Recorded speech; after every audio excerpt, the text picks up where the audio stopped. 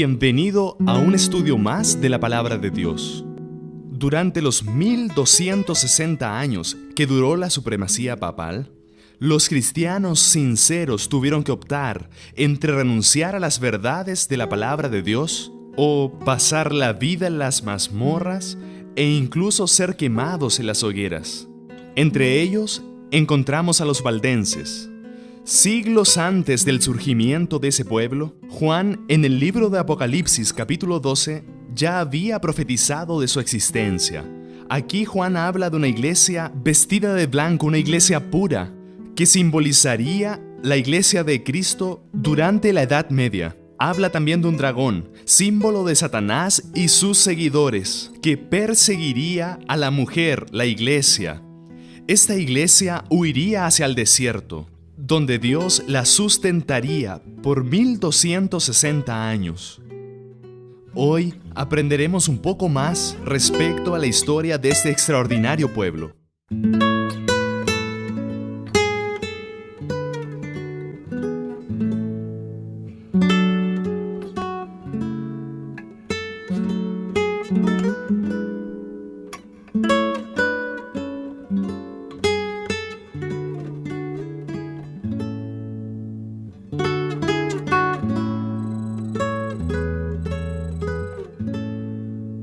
Al intentar imponer la religión y sus prácticas, la Iglesia romana encontró mayor oposición en sus propias tierras, donde había afirmado su poderío, aquí en Italia. El pueblo valdense, durante un periodo de más o menos 1000 años, estuvo resistiendo la influencia romana y creyendo en la verdad eterna de la palabra de Dios. En escuelas como estas, desde niños ellos eran enseñados a aprender de la palabra de Dios y a vivir de acuerdo con sus reglas. Un pueblo simple, humilde, que creía en Dios y en su palabra y buscaban servirlo de todo corazón.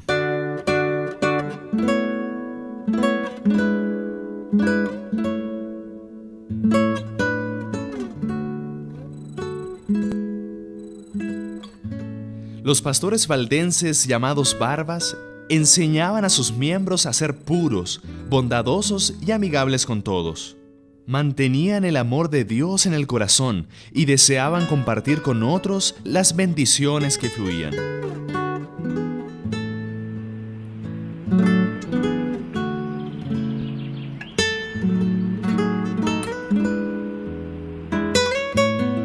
Pastor, ¿cómo era la educación de los jóvenes valdenses?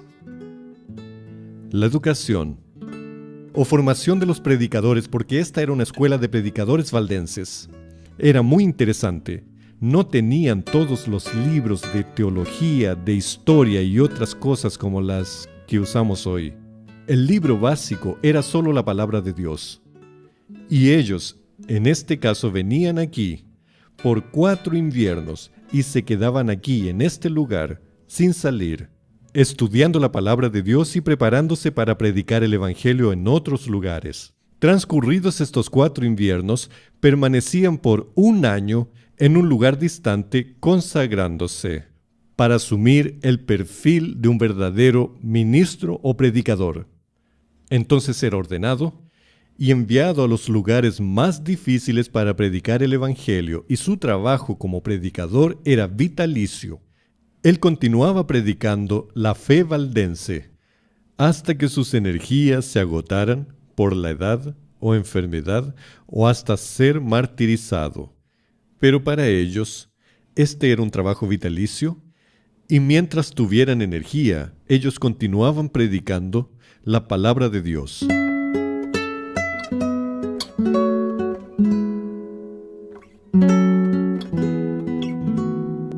Algunos de los jóvenes más inteligentes de los valdenses salían de casa en el valle e iban a las grandes escuelas de Milán, Bolonia, París, Barcelona y la misma Roma. Se mezclaban en estas universidades con otros estudiantes, conversando con ellos y haciendo preguntas. De esta forma, llevaban a muchos de ellos a aceptar las enseñanzas de la palabra de Dios. Cuando la Iglesia romana se dio cuenta del progreso evangelístico de los valdenses, ordenó que todos ellos fueran presos y muertos donde quiera que estuvieran. Así, por detrás de las elevadas montañas, en todos los tiempos refugio de los perseguidos y oprimidos, los valdenses encontraron dónde esconderse. Allí se conservó la luz de la verdad para brillar entre las tinieblas de la Edad Media. Allí, durante 1000 años, testigos de la verdad mantuvieron la antigua fe.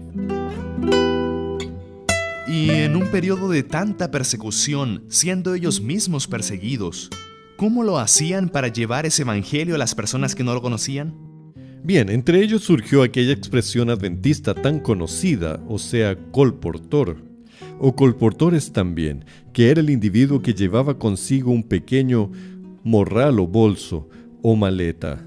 Ellos vendían varios objetos, tapicería y otras cosas más, y junto a ello tenían porciones de la palabra de Dios. Y cuando encontraban a alguien interesado en la Biblia, o sea, un potencial candidato, además de lo que ellos tenían para vender, también ofrecían aquella porción de la palabra de Dios, y de esa manera lograban conversos, porque en aquella época no había libertad religiosa, entonces el trabajo se hacía a escondidas, pero ellos corrían el riesgo, aunque no resultara y tal vez los acusaran como conspiradores heréticos. También es verdad que ellos ocultaban porciones de la Biblia en su propia ropa, para, teniendo la oportunidad en el comercio o en algún otro lugar, dárselas a alguien o usarlas para la predicación del Evangelio. Ciertamente, ellos no escatimaban esfuerzos en el asunto de la propagación de la palabra de Dios. Yo creo que todos los métodos posibles para hacer que la luz de la palabra de Dios pudiera ser llevada a otros pueblos, ellos usaban.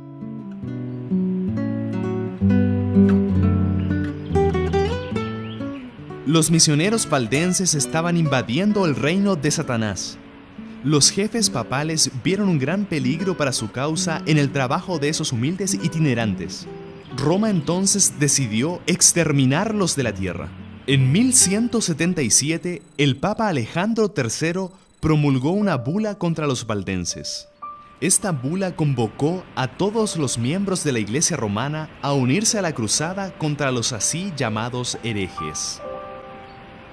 Como incentivo para esta cruel obra, la Iglesia absolvería todas las penas y castigos eclesiásticos, liberaba de cualquier juramento realizado, legitimaba el derecho de cualquier propiedad que pudiera haber sido adquirida de manera ilegal y prometía la remisión de los pecados a los que mataran a alguno de los herejes. Entonces comenzaron las cruzadas más terribles contra el pueblo de Dios en sus hogares montañosos. Varias veces sus plantaciones fueron destruidas, sus habitaciones y capillas incendiadas. Pero a pesar de la carnicería a la que fueron sujetos, continuaban enviando a sus misioneros a esparcir la verdad preciosa.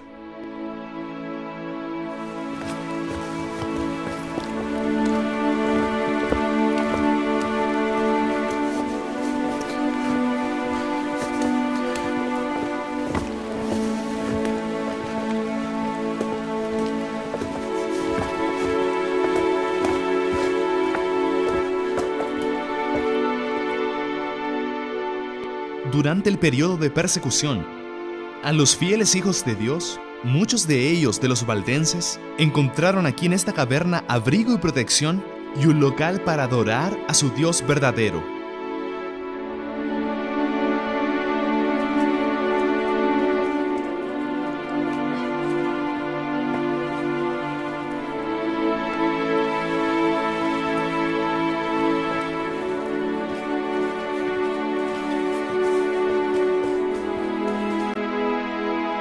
¿Qué ocurría de hecho en este lugar? Este era un templo, un escondite entre las montañas. Estas rocas cumplieron básicamente la profecía que decía que la iglesia debería huir y esconderse aquí. Los valdenses encontraron un lugar donde podían por lo menos adorar a Dios en un periodo en que no había tolerancia religiosa. Uno de los incidentes más trágicos de la historia valdense fue cuando los inquisidores vinieron a este lugar y con un gran deseo de exterminar a los valdenses, cerraron la entrada de esta gruta de forma que ellos no pudieran salir. Entonces después pusieron fuego en antorchas y otros objetos y los lanzaron por esta abertura hacia abajo. Y todos los valdenses que estaban refugiados aquí murieron asfixiados.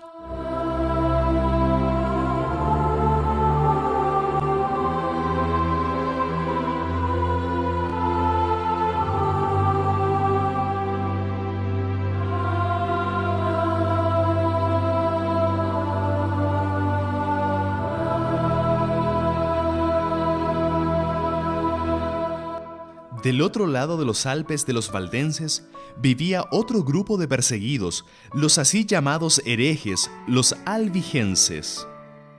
Ocupaban pequeñas ciudades y villas al sur de Francia.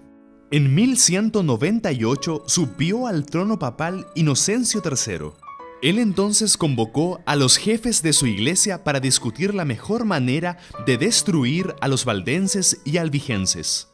Se proclamó entonces una cruzada o guerra santa contra los albigenses en todos los países de Europa dominados por el papado. Se prometieron casas, tierras y los bienes de los herejes a aquellos que mataran a esos disidentes de la iglesia. Al terminar la cruzada, millares de albigenses habían sido muertos. Solo algunos lograron escapar por las montañas y reunirse con los valdenses. Dios permitió que una paz relativa alcanzara a sus fieles hijos a raíz del gran cisma de los papas. Este cisma sucedió por causa de la elección de 3 papas al mismo tiempo: Juan XXIII en Pisa, en Italia, Benedicto XIII de Aviñón y Clemente XII de Roma. El problema del cisma solo fue resuelto en el Concilio de Constanza, en Alemania, cuando el día 11 de noviembre de 1417, Odo Colonna fue elegido papa y recibió el nombre de Martín V. Reiteradas veces, la persecución regresaba. Uno de estos perseguidores, un capitán llamado Lapalus, dirigió a sus soldados contra los valdenses en el lado francés de los Alpes. Los valdenses vieron que Lapalus tenía 20 veces más soldados que ellos. Entonces, subiendo a los niños y ancianos en carretas, conduciendo a sus rebaños, ovejas y cabras delante de ellos, comenzaron a subir las abruptas laderas de los montes. Entonaban salmos de David mientras ascendían más y más alto por encima del valle. Los abismos resonaban con el sonido de sus voces. La mayoría del grupo llegó a la bien conocida caverna al lado de la montaña. Las mujeres y niños fueron deprisa al fondo de la caverna, en las profundidades de la gruta, mientras que los hombres se quedaron a vigilar la entrada. Tenían pilas de piedras para lanzar a cualquiera que intentara entrar. Lapalus vio el peligro de aproximarse por abajo. Entonces dio la vuelta y descendió con cuerdas que serían usadas para ahorcar a los valdenses hasta la boca de la caverna. Los hombres fueron tomados por sorpresa. No habían previsto un ataque por arriba y parecían paralizados ante el adversario. Habría sido fácil matar a aquel primer grupo de soldados, pero aquel pueblo era tan pacífico que la idea de luchar, aunque fuera para defender su propia vida, les parecía extraña. Entonces huyeron hacia adentro de la caverna. Lapalus ordenó que sus soldados colocaran fuego en la entrada de la caverna y todos murieron asfixiados. Cerca de 3000 perecieron en aquel fatídico día, y los valdenses nunca más ocuparon aquel hermoso valle. Entonces llegó el tiempo de la Reforma Protestante. Alemania, partes de Suiza, Dinamarca, Suecia, Noruega rompieron con la Iglesia romana. Y al llegar las noticias a Calabria, en el sur de Italia, el espíritu misionero comenzó a agitar el corazón de los valdenses que vivían allá. Apenas podían creer que ahora pudieran predicar libremente el verdadero evangelio de Jesucristo. Estaban convencidos que tenían el deber de enseñar al pueblo que vivía en las ciudades vecinas respecto al amor de Jesús, y escribieron cartas a la iglesia madre en los Alpes para que les enviaran pastores. Y aquí en medio de estas montañas era el abrigo donde ellos se defendían. Sin embargo, aquí ellos aprendían del amor de Dios al estar en medio de la naturaleza. Así es. La señora White dice que el contacto con la naturaleza genera un efecto espiritual, podríamos decir también psicológico apropiado. En la majestad de estas montañas, ellos encontraron no solo refugio, sino también una noción más clara del poder de Dios, la majestad de Dios. Y no podemos olvidar que la naturaleza es una de las formas de revelación de Dios. Por lo tanto, tenían la palabra de Dios como su compromiso básico y la naturaleza como un complemento, porque la naturaleza también revela el amor y la majestad de Dios.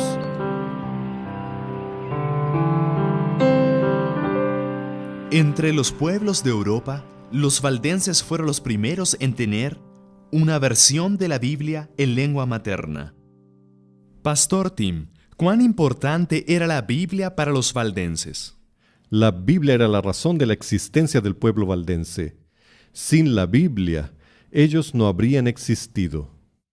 En realidad, ellos rompieron con la tradición católica, la tradición de la Iglesia, de los concilios y de la autoridad papal, para permitir que Dios les hablara de una forma bien clara a través de su palabra. Este libro de aquí, sobre esta mesa, donde muchos valdenses estudiaron la palabra de Dios, es un símbolo de ese compromiso que ellos tenían con la palabra de Dios. En realidad, los jóvenes valdenses y, obviamente, también los de mayor edad, ellos eran animados a no solo estudiar la palabra de Dios, sino a memorizar grandes porciones.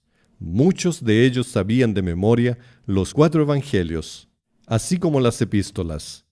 Y, obviamente, como tener Biblia era tan raro en aquella época, de tan difícil acceso, y además eran perseguidos, ellos tenían que memorizar la palabra de Dios para que cuando estuvieran huyendo, o sin tener acceso a la palabra de Dios, ellos pudieran ser alimentados por la propia palabra de Dios memorizada. Y además, las enseñanzas de la Biblia eran tomadas en forma seria. Varias doctrinas que habían sido modificadas por el cristianismo postapostólico fueron restauradas por los valdenses. Ellos tenían un compromiso muy serio con la palabra. ¿Y por qué abandonaron ese compromiso? Aquí entra en escena un punto significativo, que es un proceso sociológico. Estudios sociológicos de la religión han demostrado que normalmente en el segundo siglo de existencia de un movimiento religioso, después que fallecieron los pioneros y aquellos que conocieron a los pioneros, ese movimiento termina perdiendo su identidad, siendo reabsorbido por la misma cultura que originalmente quería reformar. En el caso de los valdenses, ellos consiguieron preservar su identidad por un periodo mayor debido a la persecución. La propia persecución que los ponía en dificultades hacía que ellos mantuvieran encendida la antorcha de su compromiso con la verdad. Pero llegó un tiempo en el cual la libertad comenzó a surgir, y la misma libertad de culto que por un lado les daba la oportunidad de servir a Dios mejor, por otro lado, terminó causando que la religión fuera muy libre, sin la dificultad de pagar un precio. Y en el año 1532, los valdenses adhirieron oficialmente a la Reforma protestante. Y junto con la propia Reforma, ellos también fueron entrando en un proceso que se denomina culturización, o sea, reabsorbidos por la cultura o entonces presos a la tradición religiosa de los tiempos. ¿Y qué podemos hacer nosotros para no incurrir en el mismo error que ellos? Yo creo que este lugar donde estamos, o sea, aquí en el colegio de Barba, que era una de las varias escuelas valdenses de aquí, es el símbolo de un lugar donde este ambiente y esta mesa eran utilizadas para estudiar la palabra de Dios. Pero hoy no vemos a nadie más estudiando aquí. Estas no son sino ruinas, es un monumento.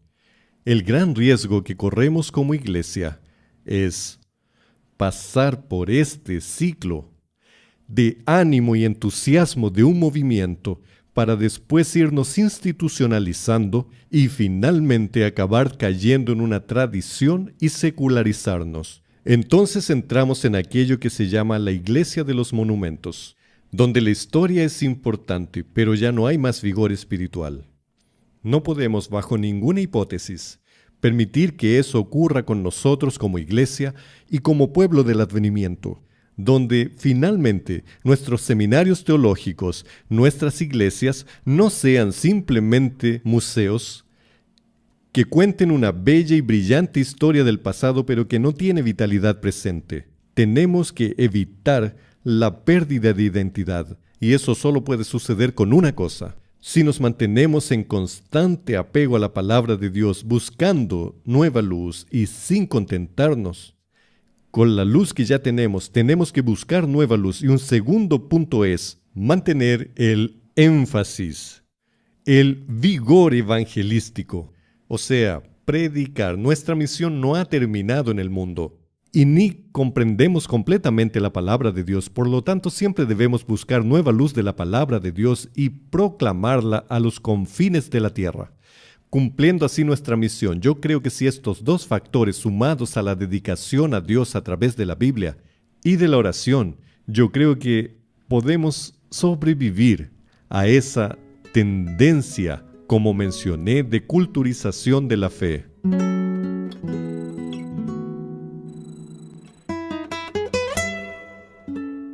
¿Qué nos puede decir sobre los valdenses de hoy?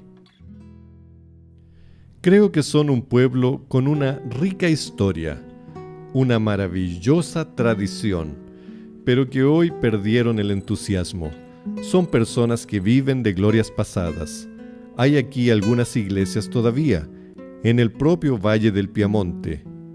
Y también existen algunos que emigraron a otros lugares. Por ejemplo, cerca de Montevideo, en Uruguay, existe la llamada Colonia Valdense, e inclusive algunas familias como Cairus, Plenk, son de origen valdense y hoy son adventistas. Pero ellos abandonaron muchas de aquellas verdades. Por ejemplo, el sábado, que una vez fue observado al menos entre algunas de esas comunidades valdenses, no vamos a decir en todas, pero en algunas, fue totalmente abandonado. Ellos asumieron más o menos el mismo perfil de otras tradiciones protestantes que perdieron su identidad.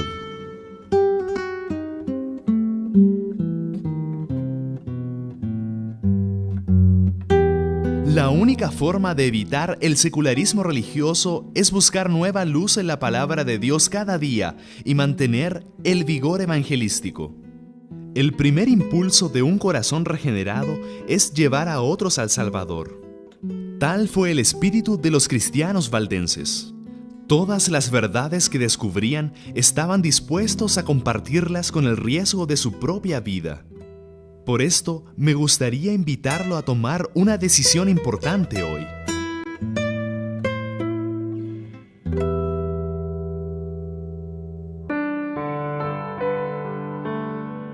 Mi decisión es, después de conocer el extraordinario ejemplo del pueblo valdense, que por amor a Dios y a su palabra estuvieron dispuestos a perder todo para ganar a Cristo, deseo, por la gracia de Dios, ser fiel en todas las circunstancias y compartir la verdad con aquellos que aún no la conocen.